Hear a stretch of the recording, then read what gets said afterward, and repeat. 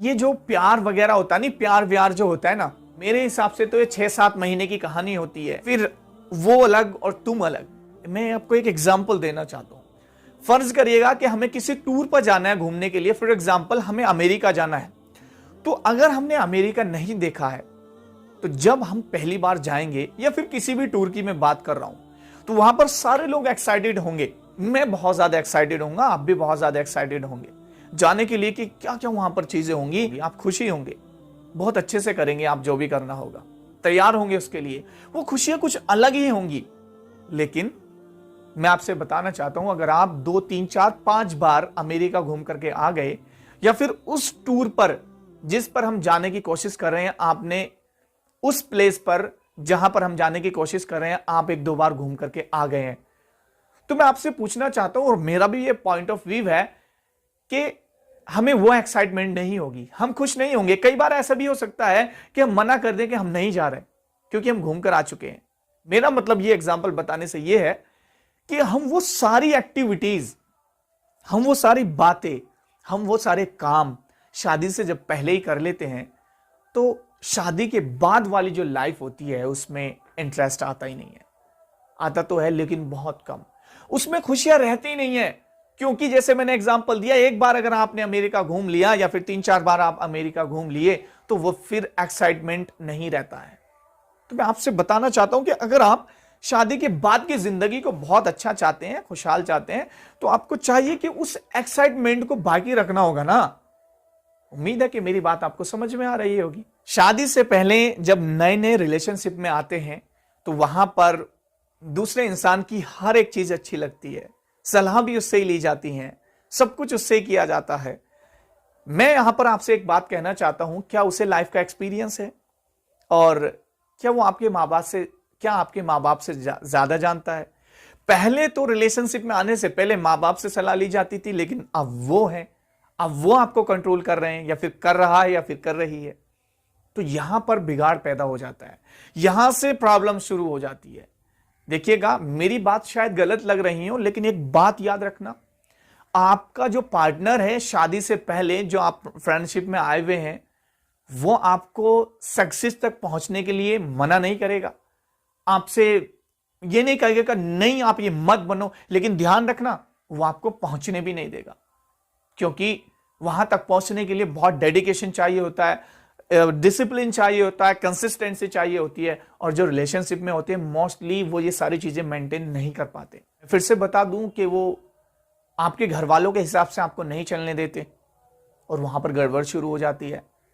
और फिर अगर आप अपने घर वालों के हिसाब से चलने की कोशिश करते हैं, तो वहां पर ध्यान रहे ब्रेकअप का खतरा रहता है। तो इसलिए मैं आपसे कहना चाहूंगा कि इसके बहुत ज्यादा नुकसान होते हैं। देखिए, सबसे पहला और बड़ा नुकसान है टाइम वेस्टिंग।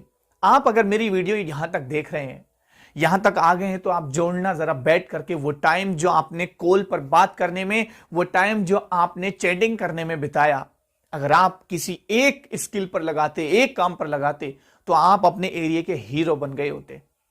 लेकिन कभी आपने सोचा नहीं कि ये, सोचा भी है तो फिर मन नहीं करता, मन करता है बात करने को, सोचा है लेकिन हट नहीं पाए, उस आदत को छुड़ा नहीं पाए, कि कितना समय हमने वेस्ट कर दिया है, और वो कभी वापस नहीं आएगा। दूसरा बड़ा नुकसान शादी से पहले रिलेशनशिप का, टेंशन और डिप्रेशन। देखिए, टाइम वेस्टिंग एक पार्ट अलग था, लेकिन टाइम वेस्टिंग के साथ साथ में डिप्रेशन और प्रॉब्लम और टेंशन बढ़ जाती है, बहुत टेंशन होती है। मान लेते हैं आपका बहुत लंबा रिलेशनशिप चला, फर्ज कर लेते हैं 3 साल, 4 साल, 5 साल, और इतनी अच्छी मोहब्बत हो गई, अब शादी करनी है, लेकिन घर वाले उसके लिए तैयार नहीं है, तो वहां पर टेंशन, डिप्रेशन। मुझे ये बात नहीं कहनी चाहिए, बहुत सारे लोग तो जान खो देते हैं, अपनी जान दे देते हैं। क्या है ये? What is that? क्यों शुरू किया था जब मालूम था कि ऐसा नहीं हो पाएगा, शादी नहीं हो पाएगी? कितनी बड़ी प्रॉब्लम आ जाती है। घर बर्बाद होते हुए देखे हैं मैंने, आपने भी शायद जरूर सुना होगा और देखा भी होगा। लोग सुसाइड कर लेते हैं, बहुत सारे ऐसे केसेस आते हैं। ये प्रॉब्लम कहां से स्टार्ट हुई? प्रॉब्लम स्टार्ट हुई शादी से पहले रिलेशनशिप, क्योंकि वहां पर कॉन्सेप्ट बनता ही नहीं है, वहां पर बिना रिस्क के काम है ही नहीं। आप जरा समझने की कोशिश करें, वो रिस्की काम है यार। क्यों करना है उसको। चलिए नेक्स्ट जो हमारा नुकसान होता है शादी से पहले रिलेशनशिप का, वो है लैक ऑफ फोकस। मैं आपको बता दूं कि जो आप पढ़ रहे हैं या कुछ भी कर रहे हैं अपने काम पे, आप सही से फोकस नहीं कर पाते, क्योंकि हर वक्त उनकी यादें आती रहती हैं, हर वक्त उनका ध्यान आता रहता है। टाइम वेस्टिंग अलग था, फिर टेंशन और डिप्रेशन अलग था, अब हम फोकस भी नहीं कर पाते अपने काम पर। आप पढ़ तो रहे हैं लेकिन ध्यान वहीं पर रहता है, इसलिए आप मैक्स अच्छे नहीं ला सकते, आप उस गोल तक नहीं पहुंच सकते जहां बड़े गोल पर आप पहुंचना चाहते हैं। लास्ट पॉइंट है your family honour. Honour means आपके फैमिली की इज्जत, your family honour in danger. आपकी जो फैमिली होती है उसकी इज्जत हर वक्त खतरे में चलती रहती है। आपकी तो इज्जत जा ही सकती है। देखिए मैं यहां पर किसी के हिसाब से गलत भी हो सकता हूं, ऐसा नहीं होता है, लेकिन हमारे कल्चर में तो ऐसा है, इंडिया में ये पाया जाता है कि अगर ऐसा किसी को पता चल जाए तो फिर वहां पर वो गलत माना जाता है कि आप किसी के साथ में रिलेशनशिप में हैं, और आपकी फैमिली की भी इज्जत जाने का खतरा रहता है। आपके माँ बाप जिन्होंने इतनी मुश्किल से इज्जत बना रखी है मोहल्ले में, गांव में, शहर में, एरिया में, और ये काम करने से सेकंड नहीं लगते हैं, मिनट नहीं लगती है आपके घर वालों की इज्जत खत्म होने में और आपकी इज्जत खत्म होने में। तो मैं आपसे कहना चाहता हूं कि इसमें जिधर भी देखें नुकसान ही नुकसान है। So I request you all, please stop this. तो मैं रिक्वेस्ट करना चाहता हूं धीरे धीरे इसको खत्म कर दें, वरना हो सकता है कि यही जड़, यही प्रॉब्लम आपकी असफलता की कुंजी बन जाए, असफलता का पॉइंट बन जाए। ऐसा भी हो सकता है, क्योंकि इसके नुकसान आपने देख ही लिए। थैंक यू वेरी मच यहां तक वीडियो देखने के लिए।